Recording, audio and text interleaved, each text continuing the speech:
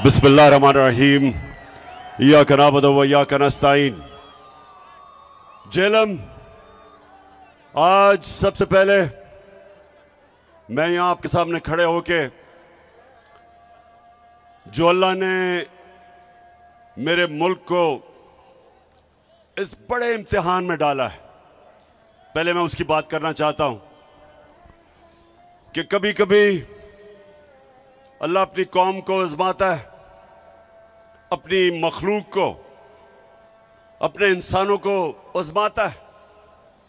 अल्लाह ने हमारे ऊपर भी एक आजमाइश दी है। तो जेलम, सब आप अल्लाह के सामने खड़े होके हम सब एक वादा करें कि अल्लाह हम इस इम्तिहान में फेल नहीं होंगे। आमीन।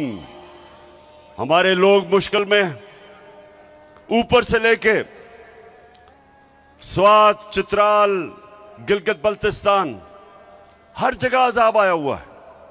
कल मैं डीआई खान गया, हजारों एकड़ जमीन पानी के नीचे, और उस जिधर मैं नहीं जा सका, तौनसा, राजनपुर और डीजी खान, मौसम की वजह से उधर भी समुंदर है पानी का। वो जमीनें जिधर लोगों ने अपनी मेहनत से फसलें उगाने की कोशिश कर रहे थे, वहां सारा पानी आ गया। और फिर नीचे बलूचिस्तान तो तकरीबन सारे बलूचिस्तान के इलाके मुतासिर हुए हैं। और फिर सिंध के अंदर बुरा हाल है लोगों का। तो ये जो इम्तिहान है, ये कौम मिलकर लड़ती है इस इम्तिहान से। गवर्नमेंट्स जितनी भी कोशिश कर लें, जब तक सारी कौम इकट्ठी नहीं होती, इस तरह के इम्तिहान से हम पास नहीं हो सकते। 2010 में सैलाब आया और मुझे याद है मैंने पूरी कोशिश की, और भी लोगों ने, बल्कि हर पाकिस्तानी ने कोशिश की। और वो इतना बड़ा हमारी कामयाबी थी कि सारे पाकिस्तानी बाहर थे, पाकिस्तान में सब ने उसमें शिरकत की। और जो इतना बड़ा एक इम्तिहान आया हुआ था, उससे मुझे बड़ा फख्र है कि पाकिस्तानियों ने बड़ी जबरदस्त किस्म से हमने वो पास किया। अब सारी कौम को आज मैं कहना चाहता हूं कि हमने मिलके इसका मुकाबला करना है। मैंने सबसे पहले एक रजाकार फोर्स यानी टाइगर फोर्स नौजवानों की मैंने वेबसाइट पे ये रजाकारों को, टाइगर फोर्स को इकट्ठा करना शुरू किया। इसकी मेंबरशिप लोग कर रहे हैं। पहले से ही हमारे पास एक टाइगर फोर्स के रजाकार थे। तो पहले तो हम एक बड़ी फोर्स जमा कर रहे हैं जो हुकूमतों की मदद करेगी, उन इलाकों में जाएगी, और बड़े बड़े इलाके हैं जो पानी के नीचे हैं, तो हुकूमतों की मदद करेगी ताकि हम उन मुतासरीन की मदद करें।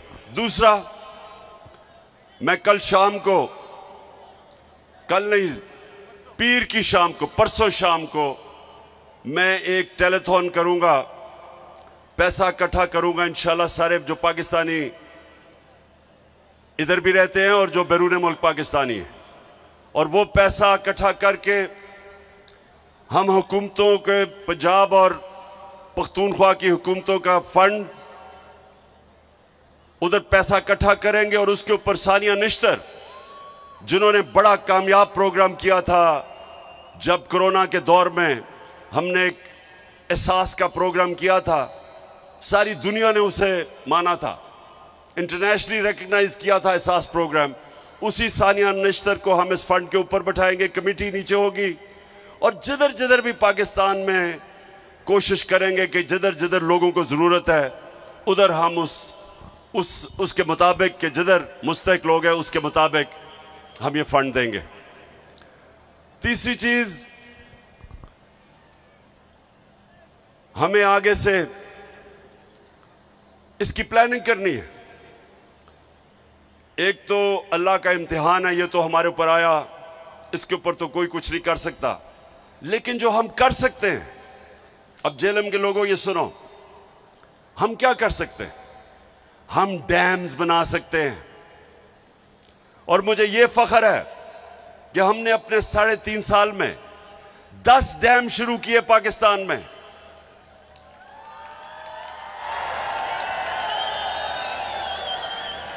पचास साल के बाद पाकिस्तान में बड़े डैम बने। बादशाह बन रही है, बादशाह डैम बन रहा है, दासू डैम बन रहा है,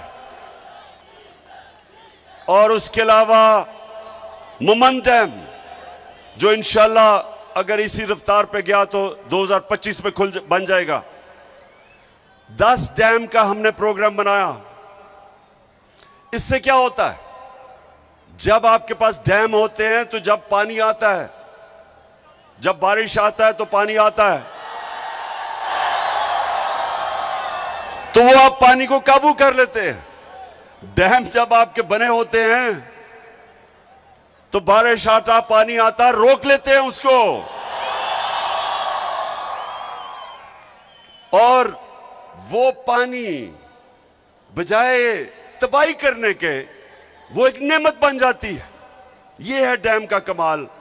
आप सोचें, जेएलएम के लोगों सुनो, चाइना में 80,000 डैम हैं, 5,000 बड़े डैम हैं। हमारे पास अभी 2 बने थे, मंगला और तरबेला, उसके बाद ये पहली दफा बड़े डैम बन रहे हैं। तो ये हमने बड़ी कोताही की। और जितनी भी हुकूमतें आई, सबसे सवाल पूछता हूं कि क्या आपको कोई एहसास नहीं था कि हमारी हाइड्रो इलेक्ट्रिसिटी, सबसे सस्ती और साफ बिजली तो पानी के ऊपर बनती है, डैम बना के। फिर हमें पानी बचा लेते हैं, या पानी की कमी है, आगे पानी की मजीद कमी आ रही है, उसके लिए डैम्स की जरूरत थी। तो किसी ने 50 साल में डैम्स का नहीं सोचा। मैं अपनी हुकूमत को मुबारक देता हूं कि पहली दफा 10 डैम्स बनाए एक हुकूमत ने बनाने के मंसूबे बनाए।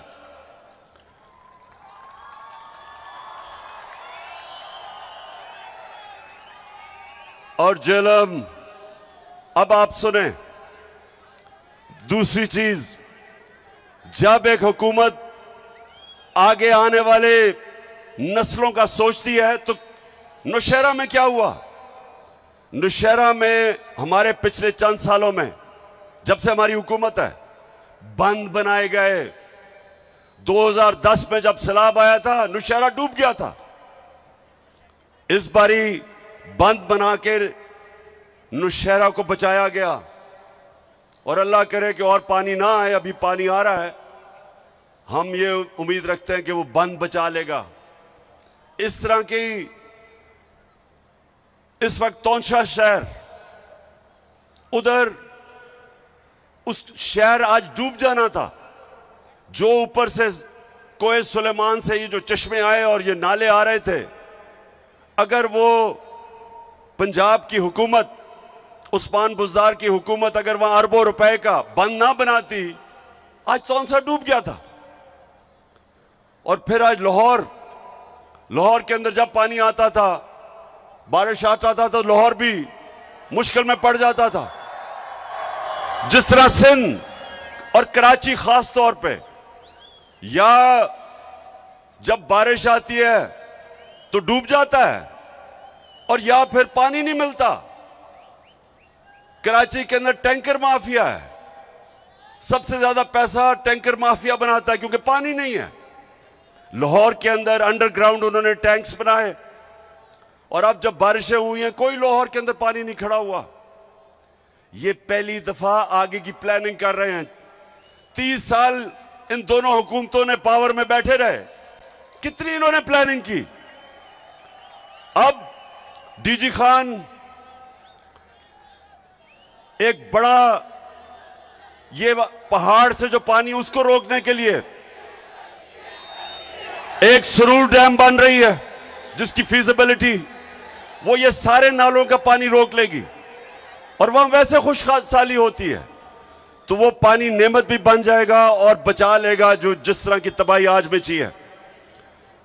पख्तूनख्वा के अंदर फीजिबिलिटी बन गई है टांग जाम डैम की, अगर वो बनी हुई होती तो वो इंशाल्लाह आगे रोक लेती जो तबाही मची है इस वक्त डीआई खान में, अगर वो डैम बनी होती। तो कहने का मकसद ये है कि इसका अभी से हम आगे के प्लानिंग कर रहे हैं कि इस पानी को एक नेमत बनाए बजाय ये तबाही बने।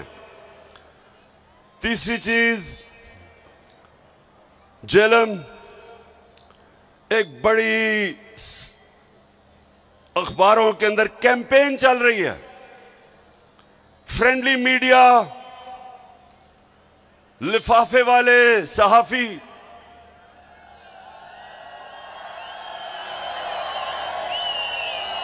आप जानते हैं ना लिफाफा वाला सहाफी कौन होते हैं। और एक मीडिया हाउस जो हमेशा चोरों की हिफाजत करता है पैसे लेके, आप जानते हैं वो कौन है। तो ये कैंपेन क्या कर रहे हैं, ये कह रहे हैं जी इस वक्त सियासत नहीं करनी चाहिए, जलसे नहीं करने चाहिए। कान खोल के सुन लो लिफाफो, जमीर फरोश सहाफियों सुन लो, मैं सियासत नहीं कर रहा, मैं हकीकी आजादी की जंग लड़ रहा हूं। मैं इन चोरों जिन्होंने 30 साल से इस मुल्क को लूटा है, मैं इनके खिलाफ हकीकी आजादी की जंग लड़ रहा हूं। मैं इस मुल्क में कानून की बालादस्ती की जंग लड़ रहा हूं। मैं इस मुल्क को वो मुल्क जिसका नजरिया इस्लामी फलाई रियासत, हमारे जो फाउंडिंग फादर्स थे उन्होंने फैसला किया था कि पाकिस्तान वो बनना है जो कि इस्लाम का जो सबसे पहले रियासत बनी थी, मदीना की रियासत के उसूलों पे खड़ा होगा। और वो रियासत ने इंसानों को आजाद किया था, इंसानों को हकीकी तौर पे आजाद किया था। इंसाफ देके, कानून की बालादस्ती कायम करके, कानून की हुक्मरानी कायम करके, ताकत की हुक्मरानी खत्म करके उन्होंने माशरे में इंसाफ पैदा करके लोगों को आजाद किया था। ये वो जदोजहद है मेरे पाकिस्तानियों, ये वो जदोजहद है। ये सिलाब के अंदर भी ये जदोजहद चली रहेगी, ये जंगों के अंदर भी जदोजहद रहेगी, ये कभी नहीं रुकने लगी जब तक हमें हकीकी तौर पे आजादी नहीं मिलेगी। और ये जो बल्कि ये पीडीएम, ये चोरों का जो ये टोला मुल्क पे मुसल्लत हुआ है, आप भी कान खोल के सुन लो, ये आपका प्रोपेगेंडा के जी जलसे कर रहा है, पॉलिटिक्स कर रहा है। कान खोल के सुन लो, ये मेरी हकीकी आजादी की जंग तब तक नहीं रुकेगी जब तक मैं इस मुल्क को तुम्हारे जैसे चोरों से आजाद नहीं करता। आजकल हमें कहा जा रहा है कि जी ओहो सैलाब आ गया, फिक्र ना करो, सैलाब में इंशाल्लाह इमरान खान और उसकी टीम और उसकी हुकूमतें वो काम करेंगी जो तुम सारी जिंदगी लगे रहो नहीं कर सकते। तुम्हारे लिए तो कोई पैसे देने के लिए तैयार नहीं है, क्योंकि तुम्हारा तो चोरी करके सारा पैसा बाहर पड़ा है। वो जो भगोड़ा लंदन में बैठा हुआ है, किधर से पैसा आया उसके और उसके बेटों को कि अरबों रुपए की प्रॉपर्टीज में रहता है, और वो हमें दर्श दे रहा है कि सियासत नहीं करनी चाहिए। तुम भी सुन लो, नवाज शरीफ मफरूर और मुजरिम, गौर से सुन लो। और यहां शहबाज शरीफ तुम भी सुन लो, और फजल रहमान डीजल तुम भी सुन लो, और आसिफ जरदारी जिसको पैसे की बीमारी है, जो पैसा देख के,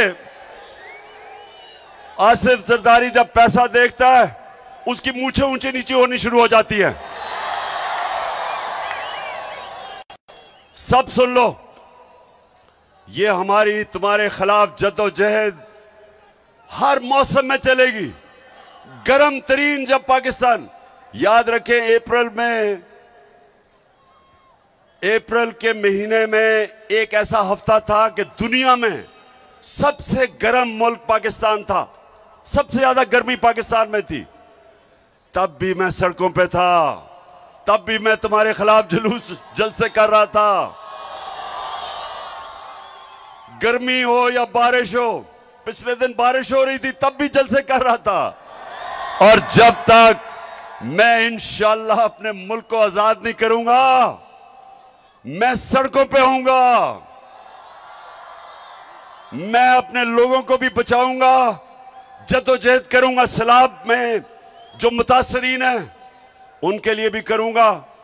और इंशाअल्लाह परसों मैं आपको अपने पाकिस्तानियों से पैसा इकट्ठा करके दिखाऊंगा, इकट्ठा करता रहूंगा, मदद करूंगा अपने लोगों की, लेकिन तुम्हें नहीं छोड़ना। क्योंकि हमारा मुल्क, जब से ये दो खानदान आए हैं डाकुओं के, आपको पता होना चाहिए कि इनके आने से पहले सारे बर्रे सगीर में पाकिस्तान सबसे आगे था। हमारे इकोनॉमिक इंडिकेटर्स सारे बर्रे सगीर से सबसे आगे थे। सारे बर्रे सगीर में हम सबसे आगे थे। हिंदुस्तान से जब मैच खेल के मैं पाकिस्तान आता था, और अल्लाह का शुक्र है वो हमें जिता के लेके आता था पाकिस्तान हिंदुस्तान से,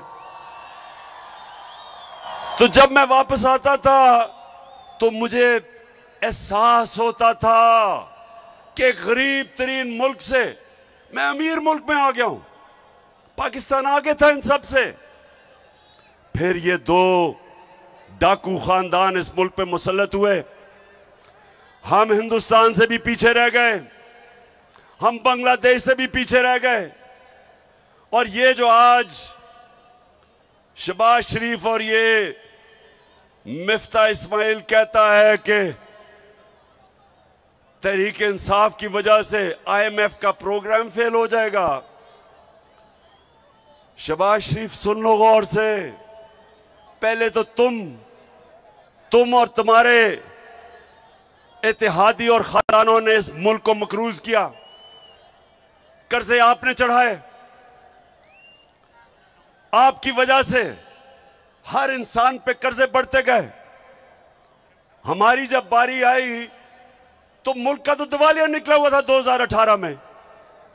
आप अपने फोन के ऊपर गूगल करके देख ले कि 2018 में पाकिस्तान की तारीख का सबसे बड़ा बैरूनी मुल्क खसारा था, सबसे ज्यादा कर्जे थे। हम जितना भी हमने पहला साल पैसा इकट्ठा किया टैक्स पे, आधा चला गया कर्जों की किस्तें अदा करने में जो कर्जे आपने लिए थे। तो तब हमें मिला था पाकिस्तान। और पाकिस्तान की इकोनॉमिक सर्वे उठा के देख लो, इनके दौर में जो इकोनॉमिक सर्वे, जो हुकूमत से जो ऑफिशियल डॉक्यूमेंट आती है वो उठा के देख लो, 17 साल के बाद सबसे बेहतरीन ग्रोथ रेट हमारे दौर में 5.6 और 6% हमारी इकोनॉमी ऊपर गई। सबसे ज्यादा पाकिस्तान की तारीख में टैक्स इकट्ठा किया, सबसे ज्यादा पाकिस्तान की तारीख में बैरून मुल्क पाकिस्तानियों ने डॉलर्स भेजे। हमारी 4 फसलें 2 साल रिकॉर्ड पैदावार हुई, किसानों के पास तारीख में सबसे ज्यादा पैसा गया देहातों में। हम वो पाकिस्तान छोड़ के गए थे। हमने एहसास के जरिए लोगों को फायदा पहुंचाया, निचले तबके को। हमने पहली दफा पाकिस्तान में हेल्थ इंश्योरेंस यानी कि 10 लाख रुपया हर खानदान को दिया कि किसी भी अस्पताल में अपना इलाज करवा सकते थे। यह पहली दफा हुआ पाकिस्तान में। और इस दौर में, और हम छोड़ के जाते हैं अप्रैल में, आप साजिश करते हैं, बैरूनी मुल्क साजिश करके गवर्नमेंट गिराते हैं और 4 महीने के अंदर मुल्क का दिवालिया निकाल देते हैं, मजीद कर्जों का रिकॉर्ड तोड़ देते हैं, रुपया गिर जाता है। रुपया एक दफा तकरीबन 250 रुपया डॉलर पे पहुंच गया। आज भी सबसे ज्यादा इस पर डॉलर महंगा है। इसका मतलब महंगाई सबसे ज्यादा महंगी है। एक चीज जेलम सुन लो, इसको कहते हैं कंज्यूमर प्राइस इंडेक्स। ये होता है जो आम लोगों के खाने पीने की चीज, बिजली और गैस। ये हम जब छोड़ के गए थे 16% थी, यानी 16% महंगाई थी। आज 45% है। आज दुगनी से भी ज्यादा महंगाई है।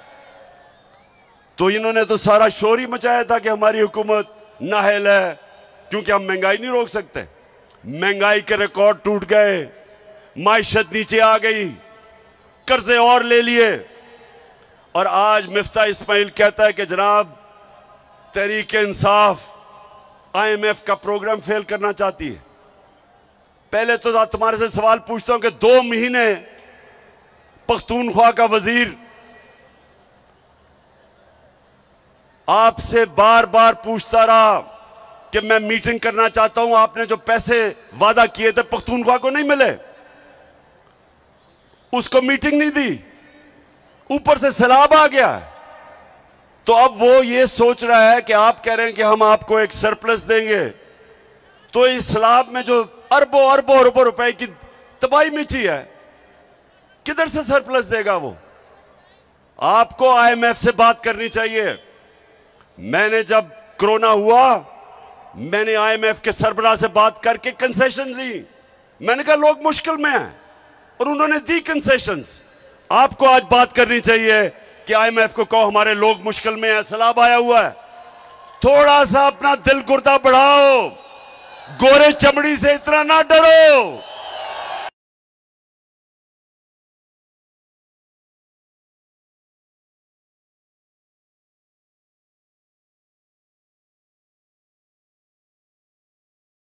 इतनी गुलामी ना करो। हार्ट ट्रांसप्लांट करवा लो। शायद आप में थोड़ी दिलेरी आ जाए कि उनके सामने कैंपेन टांगती हैं। शहबाज शरीफ तो कहता है, आपने सुना है हमारे शहबाज शरीफ को, ये जरा जरूर सुने जरा, एक 22 करोड़ अवाम का सरबराह, सुने जरा गौर से कि वो क्या कहता है। और मुझे उसके बाद बताना कि क्या आपको भी उतनी शर्मिंदगी हुई है सुन के जितनी मुझे। सुने, मैं सऊदी अरब से होके आया हूँ, मैं UAE के होके, अभी मैं तुर्की होके आया हूँ, और मैंने उन भाइयों को कहा कि आप हमारे बड़े अजीम भाई हैं, हमेशा आपने हमारी मदद की। और मैंने यही कहा, जब मैं आया हूँ तो आप समझेंगे शायद ये मांगने आया है। मैं मांगने नहीं आया, लेकिन मजबूरी है। जिस तरह माजी में 75 साल में आपने हमारा हाथ बटाया है, कुछ अर्सा आप हाथ बटाओ। मैंने कहा मैं वादा करता हूँ कि इंशाअल्लाह हम पूरी कौम हम मिलकर दिन रात मेहनत करेंगे, पसीना कराएंगे, अपने पाँव पे खड़े होंगे। जेलम, क्या आप उतना ही शर्मिंदा है जितना मैं हूं? देखें, हमारा मुल्क बना था एक अजीम नारे पे, पाकिस्तान का मतलब क्या, और मेरा तेरा रिश्ता क्या, और ला इलाहा इल्लल्लाह का मतलब कि अल्लाह, हम तेरे सामने हाथ फैलाएंगे, हम किसी के सामने नहीं झुकेंगे। ये हमारा कर रहा है, ये जो इंपोर्टेड हुकूमत आई है, एक गैरतमंद कौम को, एक गैरतमंद कौम जिसका लीडर कायदे आजम, जो अंग्रेज की गुलामी में भी किसी के सामने नहीं झुकता था, नजरियाती लीडर अल्लामा इकबाल, उस कौम को इस तरह के लीडर मिले हैं क्योंकि इनका इतना चोरी का पैसा मुल्क से बाहर पड़ा है। ये जिन मुल्कों में पैसा पड़ा है उनके गुलाम है। अच्छा पाकिस्तानियों, मैं अब आपको आखिर में ये बड़ी जरूरी बात करना चाहता हूं और ये आपने गौर से सुनना है।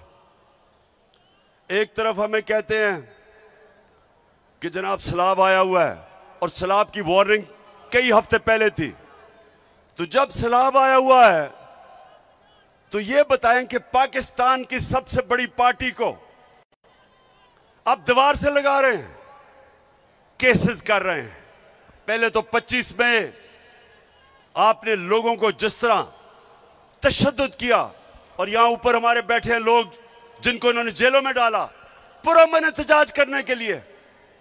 3 दफा इन्होंने हमारे खिलाफ धरने दिए, ना एक किसी को पकड़ा, ना कोई FIR काटी, ना कोई रास्ते रोके, बल्कि मैंने तो कहा हम तुम्हें खाना पीना भी दे देंगे। वो और बात है कि इनके धरने सारे वही हुआ, बुरी तरह हारे, जल्द से कामयाब नहीं हुए। हमारे लिए एक पुरअमन एहतजाज पर जो उन्होंने जुल्म किया, मैं अपने जेलम के लोगों को यह कहना चाहता हूं कि इस वक्त पाकिस्तान की जमहूरियत को, हमारी आज़ादी को सबसे ज़्यादा खतरा है, क्योंकि ये बैरून मुल्क साजिश के जरिए जो हमारे ऊपर मुसल्लत किए गए हैं, इलेक्शन से ये भाग गए हैं। सारी इन्होंने इलेक्शन कमिश्नर के साथ मिलके, सारी पुलिस का इस्तेमाल करके, उसके बावजूद जो पंजाब का इलेक्शन था बुरी तरह हारे, जो पंजाब के बाय इलेक्शन थे बुरी तरह हारे, धांधली के बावजूद। उसके बाद 2 बाय इलेक्शन हुए, वो भी हार गए। अब ये डरे हुए हैं, इनको पता है कि इलेक्शन में तो इन्होंने फेंटा खाना है, तो अब ये कोशिश कर रहे हैं कि टेक्निकल नॉकआउट किया जाए। सबसे पहले तो इमरान खान को किसी तरह रास्ते से हटाओ, किसी तरह इसको डिस्क्वालीफाई करवाओ। अब मेरी कौम मुझे 50 साल से जानती है, 50 साल से आप मुझे जानते हैं। आप तो पैदा भी नहीं हुए जब मैं क्रिकेट खेलता था। आज तक मैं अपने कानून के बीच में रहा हूं और आइन के बीच में रहा हूं। सारी मेरी 26 साल की पॉलिटिक्स, कभी मैंने अपने मुल्क में इंतशार नहीं किया। हालांकि हमारे ऊपर हर किस्म का, जब इन्होंने 25 को हमारे खिलाफ तशद्दुद किया, हमने कुछ नहीं किया, हम वापस चले गए इस डर से। मैं इसलिए खत्म किया धरना, मुझे डर था कि इंतशार होगा। अब मेरे खिलाफ इन्होंने दहशतगर्दी का पर्चा कर दिया है, यानी कि मैं एक बहुत बड़ा दहशतगर्द हूं, मुझे पकड़ने भी आए थे। अब सारी दुनिया में यह खबर गई है पाकिस्तानियों, सारी दुनिया में, कि जी इमरान खान के ऊपर दहशतगर्दी का पर्चा कर दिया। और दहशत क्या थी ये भी सुन लो। हमारे बड़े एक ऐसा कारकुन जो मेहनत करता था, शहबाज गिल को इनको ने पकड़ा, बजाय अदालत में ले जाने के 2 दिन तशद्दुद किया उसके ऊपर, नंगा करके उसके ऊपर तशद्दुद किया गया, उसके ऊपर जिनसी तशद्दुद किया गया। तो जब मैंने ये कहा कि जो लोग जिम्मेदार थे उनके ऊपर कानूनी कार्रवाई होगी और हम करेंगे, तो मुझे जरा ये सब बताओ कि क्या ये दहशतगर्दी है? इसको दहशतगर्दी कहते हैं। सारी दुनिया में ये खबर गई। पाकिस्तान का जिस तरह उन्होंने पाकिस्तान को एक बनाना रिपब्लिक समझा, क्योंकि दुनिया तो मुझे जानती है। हमारा मजाक उड़ा। सिर्फ और सिर्फ इन्होंने खौफ और हरासा फैलाने के लिए। और एक आदमी आया है, उसको स्पेशल मिशन दी गई है। एक मिशन दी गई थी मिस्टर एक्स को लाहौर में। अब इस्लामाबाद में मिस्टर वाई को मिशन दी गई है। मिस्टर वाई को कहा गया है कि तुमने तहरीक इंसाफ को ऐसा डराना है कि चुप करके बैठ जाएंगे। मिस्टर वाई, मेरी गौर से बात सुन लो। ये पॉलिटिकल पार्टी है, ये दहशतगर्द नहीं है। जो अब हरबे इस्तेमाल कर रहे हैं, वो जो जमील फारूकी से किया, उसको भी नंगा करके तशद्दुद किया। वो एक सहाफी है। अरशद शरीफ बाहर गया हुआ मुल्क से।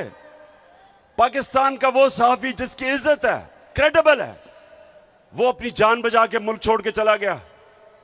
साबिर शाकिर वो मुल्क से बाहर चला गया।